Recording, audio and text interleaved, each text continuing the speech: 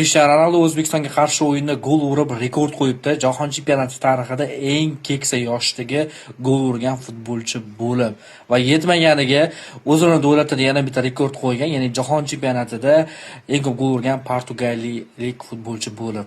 Ronaldu Pelelar o'ynagan futbolchi qo'ygan ekan. Aytmoqchi bo'lganim, hozir 3-0 hisobda yutqazdi O'zbekiston terma jamoasi. Biz o'zbekistonliklar gol urdi, hakam hisobga olmadi, lekin o'ta gol bor edi. Mana fikrim. O'ta gol bor edi. Keyin men ikkita futbolchimizga haqiqatdan rahmat demoqchiman. Birinchisi bu Behruzbek Karimov maksimal darajada oxirgacha, sekundlargacha kurash olib boryapti. Ikkinchisi bu Husanov. Oxirgi Ronaldoning hitrigini qilib qo'yishi mumkin edi, lekin o'shani qaytardi Husanov. Buni bir goldek qabul qilamiz. Mana shunaqa gaplar hozircha 3-0, balkim jamoamiz mashhur ushlab qolishga harakat qilar, endi bu yog'ini vaqt ko'rsatadi. Omad terma jamoalarga.